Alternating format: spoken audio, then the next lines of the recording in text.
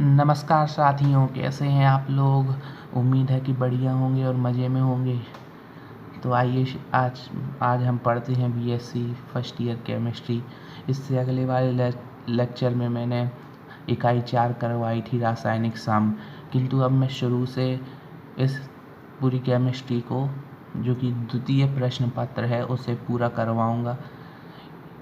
तो हम पढ़ते हैं दूसरे पार्ट से, जो कि है बेसिक एनालिटिकल केमिस्ट्री, आधारभूत विश्लेषणात्मक रसायन। देखिए, पहले पार्ट में ऐसा है कि वो पूरा मैथमेटिकल है, तो उसे अपन बाद में क्लियर कर लेंगे। अभी अपन बेसिक के बारे में पढ़ते हैं, जो कि केमिस्ट्री आपके पाठ्यक्रम की दृष्टि से अत्यंत महत्वपूर्ण है। तो हम पढ़ते हैं बेसिक एनालिटिकल केमिस्ट्री, जो कि इकाई 2 है बीएससी फर्स्ट ईयर केमिस्ट्री, द्वितीय प्रश्न पत्र के लिए। तो हम पढ़ते हैं इसमें कि विश्लेषणात्मक रसायन क्या है, आधारभूत विश्लेषणात्मक रसायन। तो हम सबसे पहले जानेंगे, रसायन विज्ञान में विश्लेषण शब्द का प्रयोग सबसे पहले रॉबर्ट बॉयल ने पदार्थों का संगठन ज्ञात करने के लिए किया था। यानी कि रसायन विज्ञान में जो कि विश्लेषण शब्द का प्रयोग है ना, वो रॉबर्ट बॉयल नामक वैज्ञानिक ने पदार्थों का संगठन, यानी कि वह किन किन पदार्थों से मिलकर बना है, उसमें सूक्ष्मतम कण क्या क्या हो सकते हैं। जैसे पानी में क्या क्या इन सूक्ष्मतम कण होते हैं, H2O, हाइड्रोजन और ऑक्सीजन। वैसे ही सभी पदार्थों में उनके सूक्ष्म कण विद्यमान होते हैं, जिस एक संगठन विद्यमान होता है जिनसे मिलकर वो बनते हैं। इसीलिए उन संगठनों को पहचानने के लिए रॉबर्ट बॉयल ने विश्लेषण शब्द का प्रयोग किया, पदार्थों का संगठन ज्ञात करने के लिए किया था। तो विश्लेषण रसायन के अंतर्गत प्राकृतिक एवं कृत्रिम पदार्थों में विद्यमान रासायनिक घटकों का परिष्करण, यानी कि उनका मंथन, पहचान, और उनमें से जो पदार्थ के अलग अलग में निकल कर आएंगे गुण, उनको पहचानना तथा फिर उनका प्रमात्रीकरण करना, यानी कि उनको मापना कि हाइड्रोजन कितनी मिली है। उदाहरण के लिए हाइड्रोजन पानी में कितनी घुली हुई है, ऑक्सीजन पानी में कितनी घुली हुई है, उसका मात्रीकरण करना। तो क्या परिष्करण, पहचान तथा मात्रीकरण किया जाता है। और फिर है विश्लेषणात्मक रसायन के द्वारा प्रयोगों के डिज़ाइन, रसायन नीति तथा मापन के लिए उपकरणों के विकास आदि पर भी विचार किया जाता है। इसका मतलब है कि विश्लेषण रसायन के अंतर्गत हम किन किन पदार्थों से पदार्थों का विश्लेषण कर सकते हैं। ऐसे यंत्रों का विकास भी विश्लेषण रसायन के अंतर्गत माना जाता है।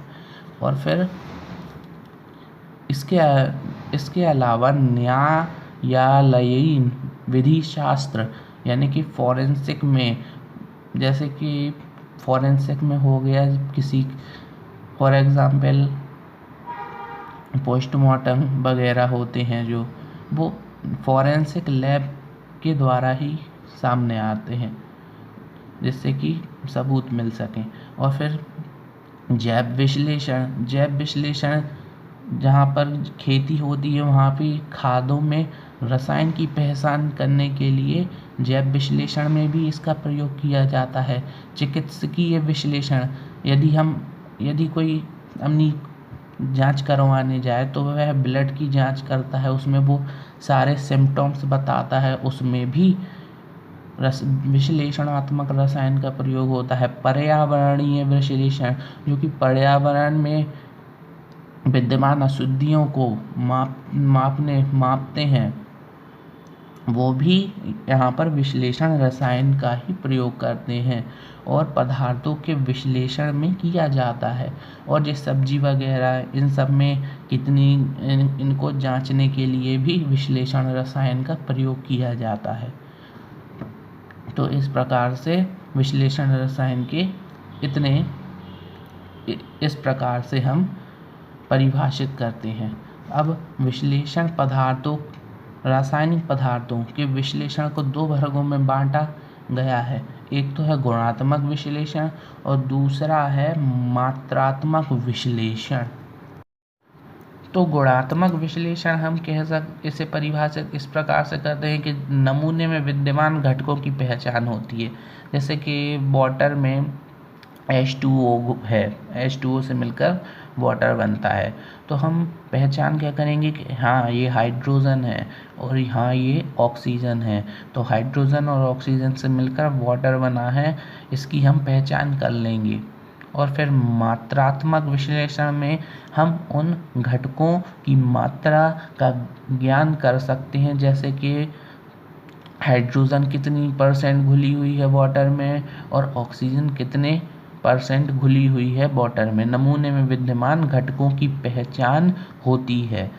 तो और मात्रात्मक विश्लेषण को भी दो शाखाओं में बांटा गया है। एक है आयतनात्मक और दूसरा है भायनात्मक, और दोनों ही तौलने की प्रक्रिया द्वारा संपन्न होते हैं। दोनों ही तौलने की प्रक्रिया द्वारा संपन्न होते हैं। जैसे कि तौलने में प्रयुक्त बाट प्रामाणिक होने चाहिए, अन्यथा परिणाम उनका गलत हो सकता है, त्रुटिपूर्ण हो सकता है। और इसी प्रकार आयतन मापन में प्रयुक्त उपकरण जैसे कि पिपेट हो गए, ब्यूरेट हो गए इत्यादि हो गए, प्रामाणिक होने चाहिए, अन्यथा इससे भी परिणाम प्रभावित होगा। तौलने हेतु प्रयुक्त रासायनिक तुला भी सही होनी चाहिए एवं विश्लेषणों में प्रयुक्त उपकरणों और उनके उपयोग आदि के बारे में रसायनज्ञ को पूर्णतः ज्ञान होना चाहिए। अतः संक्षेप में विश्लेषण के परिणाम से पदार्थ की संरचना से संबंधित जानकारी भी मिलती है। तो इस प्रकार से गुणात्मक, आयतनात्मक और भारात्मक विश्लेषण को मापा जाता है, इनको मेजर किया जाता है। अब हम विश्लेषण रसायन में नमूने की बात करते हैं तो हम पढ़ेंगे कि विश्लेषण रसायन में ऐसी क्रिया जिसमें सामग्री का एक प्रतिनिधि टुकड़ा एक बड़ी राशि से निकाला जाता है वह नमूने का प्रतिदर्शी कहलाता है। जैसे कि हमने एक बहुत बड़े मात्रा में से कुछ छोटा सा पदार्थ ले लिया विश्लेषण के लिए, तो हम उसे नमूने का प्रतिदर्शी कहते हैं। इसका एक विशेष महत्व है। यह माप चरणों के विभिन्न चरणों में से एक प्रयास के रूप में देखा जाता है। यानी कि यह पूरी प्रक्रिया संपन्न करने के लिए सबसे पहले हम नमूने को लेते हैं। यह प्रयोग नमूने के साथ शुरू होता है, यानी कि नमूना लेकर हम इसे अपनी प्रयोग को शुरू करते हैं और एक आवश्यक प्रक्रिया के बाद एक प्रासंगिकता प्रदान करता है। ये पूरी एक मेथड के बाद अपना जो परिणाम देगा उसे ही हम आवश्यक प्रक्रिया के बाद जो कि प्रासंगिकता परिणाम देता है। नमूनाकरण विश्लेषणात्मक रसायन की एक मुख्य भूमिका होती है। नमूना लेना विश्लेषणात्मक रसायन की ही एक मुख्य भूमिका है। इसके बिना किसी भी पदार्थ का विश्लेषण नहीं किया जा सकता। तो इस प्रकार से हमने पढ़ा ये नमूने का प्रतिदर्शी। अब हम पढ़ते हैं विश्लेषणात्मक मापन में अनिश्चितता। विश्लेषणात्मक रसायन यदि हम माप रहे हैं, हम पदार्थ का जैसे कि मात्रात्मक आधार पर हम विश्लेषण करें तो उसमें मात्रा की थोड़ी ज़्यादा कमी हो जाती है, उसे हम अनिश्चितता के रूप में देखते हैं। तो आइए हम देखते हैं यथार्थता और विश्लेषणात्मक मापन में अनिश्चितता। तो किसी मापन में प्रयुक्त जो परिणाम कितना सही है, इसमें हमेशा थोड़ी अनिश्चितता होती है। यह पाया गया है कि समान अवस्थाओं में, यानी कि समान, जैसे कि हमने उसी का प्रयोग किया, फिर उसका मान अलग आया, फिर वही प्रयोग फिर से किया तो उसका मान भी अलग आया, तो उन्हें हम कहते हैं समान अवस्थाओं में किए गए दो प्रयोगों के परिणामों में भी थोड़ा अंतर, और उन दोनों के परिणाम में थोड़ा अंतर हो सकता है। मापी गई राशि के मान में यह सूक्ष्म अंतर त्रुटि या अनिश्चितता कहलाता है। तो इसे हम त्रुटि या फिर अनिश्चितता कहते हैं। तो त्रुटियां दो प्रकार की हो सकती हैं, परिमित त्रुटियां या निर्धारित त्रुटियां, और नंबर सेकंड है अनियमित त्रुटियां या संयोगी त्रुटियां। तो परिमित या निर्धारित त्रुटियां इस प्रकार हैं कि नंबर फर्स्ट है यांत्रिक त्रुटि।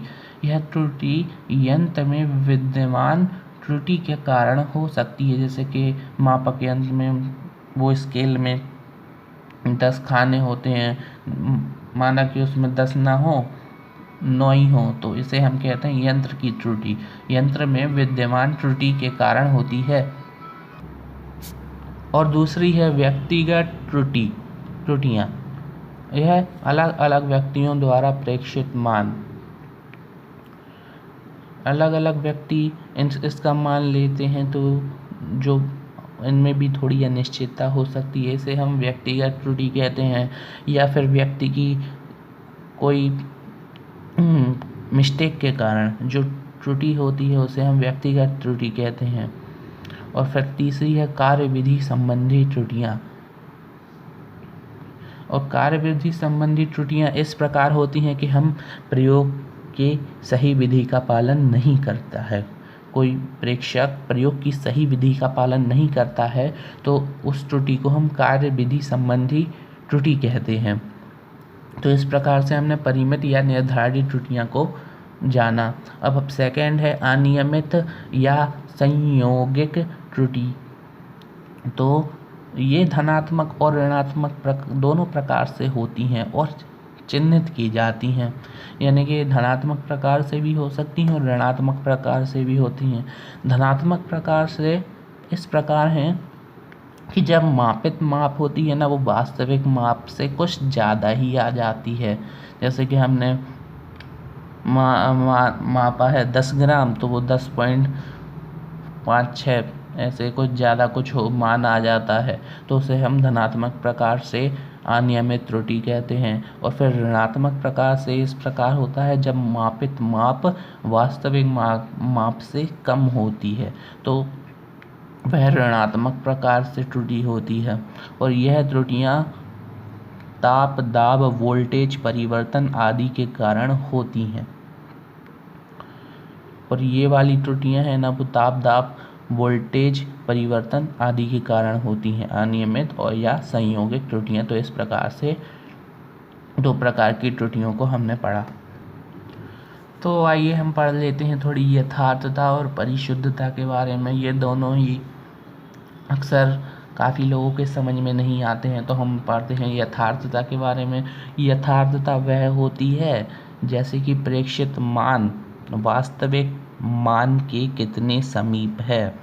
जैसे कि हम इस उदाहरण को देखें, रुकिए, तो पहले हम परिशुद्धता पढ़ लेते हैं। तो परिशुद्धता क्या है? परिशुद्धता से यह ज्ञात होता है कि उसी भौतिक राशि के लिए अलग अलग प्रेक्षित मान आपस में एक दूसरे से कितने निकट हैं। तो सबसे पहले हम इसे देखते हैं। तो इसमें यहाँ पर है, यहाँ कोई प्रयोगकर्ता वो मारते हैं बोर्ड, ये कोई बोर्ड है, तो कोई यहाँ पर मारता है, कोई किसी ने यहाँ पर निशाना लगाया, किसी ने यहाँ पर निशाना लगाया और किसी ने यहाँ। तो ये जो है ना, ये ना तो यथार्थ है और ना ही ये परिशुद्ध है, क्योंकि यथार्थ में क्या होना चाहिए, यथार्थ में यह बताता है कि प्रेक्षित मान वास्तविक मान के कितने समीप है। तो यहाँ पर प्रेक्षित मान तो यहाँ अलग अलग मार रहा है, ये कहाँ से ये यथार्थ हो जाएंगे या परिशुद्ध हो जाएंगे। और हम दूसरे वाले को देखते हैं, तो यहाँ पर प्रयोगकर्ता ने यहीं जितने भी प्रयोग किया है यहीं पे समीप, एक दूसरे के समीप पर किया है। तो ये जो है ये परिशुद्ध है, क्योंकि परिशुद्धता से यह ज्ञात होता है कि उसी भौतिक राशि के लिए अलग अलग प्रेक्षित मान आपस में एक दूसरे के कितने निकट हैं। तो ये आपस में एक दूसरे के इतने निकट है, तो यह परिशुद्ध है। और जो ये तीसरा वाला देख रहे हैं ना आप, यहाँ पे इसके यहीं पे निशाना लगाया गया है, तो इसे हम परिशुद्ध भी कहेंगे और यथार्थ भी कहेंगे। तो इस प्रकार से यथार्थता और परिशुद्धता के बारे में अभी हमने पढ़ लिया। अब हम पढ़ते हैं थोड़ी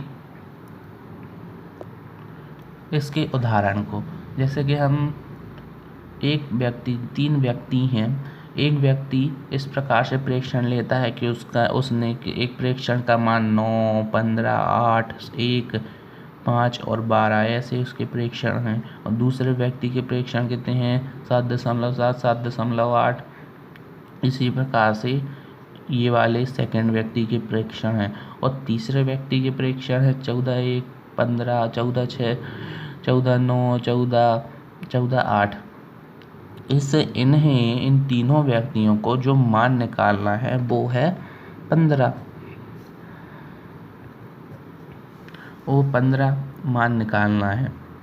तो जो पहले व्यक्ति है वो कुछ भी प्रयोग के मान निकाल रहा है, यानी कि ना तो इसके मान परिशुद्ध हैं और ना ही इसके मान यथार्थ हैं।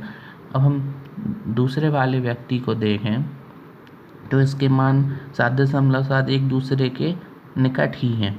तो ये वाले मान इस प्रेक्षक के मान परिशुद्ध हैं। और नंबर तीसरा जो है ना, वो यहाँ पर देखिए कि वह उसे प्रयोग में 15 की गणना की गई है और यह जो प्रयोग करता है वह 15 के आसपास ही अपने परिणाम प्राप्त कर रहा है। तो इस प्रकार से इस प्रयोगकर्ता के परिणाम यथार्थ होंगे। तो मुझे उम्मीद है कि आपको यथार्थता और परिशुद्धता के बारे में समझ आया होगा। अब हम पढ़ते हैं परिशुद्धता की गणना करने के लिए और इसकी विश्वसनीयता के बारे में। तो किसी सामान्य विधि में किसी खास नाप की गणना से पहले विचलन की गणना की जाती है। विचलन का प्रयोग भौतिक रसायन में ऐच्छिक राशि की परिशुद्धता की गणना के लिए किया जाता है। किसी सामान्य विधि में किसी खास नाप की गणना के लिए सबसे पहले विचलन की गणना की जाती है। विचलन का प्रयोग भौतिक रसायन में ऐच्छिक राशि यानी कि जो दिए गए परिणाम हैं की परिशुद्धता की गणना के लिए किया जाता है। तो आइए हम सबसे पहले पढ़ लेते हैं औसत विचलन के बारे में, एवरेज डेविएशन के बारे में। तो औसत विचलन का तात्पर्य है कि दिए गए आंकड़ों से प्राप्त जो विचलन मानों के योग को कुल आंकड़ों की संख्या n से भाग देने पर जो मान प्राप्त होता है। यानी कि कुछ आंकड़े दिए गए हैं, उन आंकड़ों का हम औसत निकालेंगे और फिर उस औसत को प्रत्येक आंकड़े में से हम घटा देंगे और जो आएगा वह उस प्रयोग का विचलन होगा। और विचलन को हम डेल्टा आई से प्रदर्शित करते हैं, यानी कि ये राशि विचलन राशि है। और फिर उन सारे विचलनों के मानों का योग सिग्मा कर देंगे और जितने भी वो उनकी प्रयोगों की संख्या होगी उससे हम उन भाग दे देंगे तो हमें औसत विचलन प्राप्त हो जाएगा। तो इसका फॉर्मूला इस प्रकार से है कि एवरेज डेविएशन बराबर सिग्मा, यानी कि विचलनों का योग और कुल प्रयोगों की संख्या। जैसे कि यहाँ पर इसने इस पर्सन ने कितने प्रयोग के परिणाम निकाले हैं, 1 2 3 4 5 6, इन सभी का औसत करके जो औसत आएगा हम उसे प्रत्येक में से भाग घटाएंगे और जो मान आएगा वो विचलन होगा। अब उन सारे विचलनों का हम योग कर देंगे तो वहीं यहाँ पर बताया गया है कि सभी विचलनों का योग और कुल प्रयोगों की संख्या। तो इस प्रकार से औसत विचलन प्राप्त हो जाता है। दूसरा है मानक विचलन, स्टैंडर्ड डेविएशन। तो इसे इस प्रकार से हम परिभाषित करेंगे कि प्रत्येक विचलनों के वर्गों का योग करके n-1 से भाग देना है। जैसे कि इन सभी के हमने विचलन का मान निकाला, विचलन का योग निकाला। अब हमें उस इनका औसत निकाल के प्रत्येक का विचलन निकाला और उन प्रत्येक विचलनों के वर्गों का योग वर्ग कर देंगे और फिर उन सभी विचलनों के वर्गों को हम जोड़ देंगे और जो योग आएगा उसे हम इन पूरे जितनी भी प्रयोग हैं इनसे एक को माइनस कर देंगे। इनकी जो संख्या है ना उसमें से एक को माइनस कर देंगे और भाग दे देंगे तो हमें मानक विचलन प्राप्त हो जाएगा। जैसे कि इसका फॉर्मूला, अर्थात ये जो सिग्मा है ना, ये इसे हम मानक विचलन कहते हैं। तो मानक विचलन क्या है? सिग्मा मानक विचलनों के वर्गों का योग और n-1 भी संख्या से भाग दे देंगे, यानी कि कुल प्रयोग की संख्या है उसमें से एक घटा देंगे। और जैसे कि हमने 7 प्रयोग किया है तो 7 में से एक घटा देंगे तो हमें 6 का भाग देना होगा और इसे हम वर्गमूल के रूप में लिख देंगे। तो मानक विचलन के बारे में हमने इस प्रकार से इसे परिभाषित किया। अब कुछ ज़रूरी तथ्य हैं। जो मानक विचलन जो होता है ना वो औसत विचलन का 1.25 गुना होता है। और दूसरा है मानक विचलन जो होता है, मानक विचलन के वर्ग को प्रसरण कहते हैं। यानी कि मानक विचलन इस सिग्मा का हम वर्ग कर दें तो उसे हम प्रसरण कहते हैं। और प्रसरण गुणांक इस प्रकार है कि मानक विचलन गुणित 100 औसत माध्य।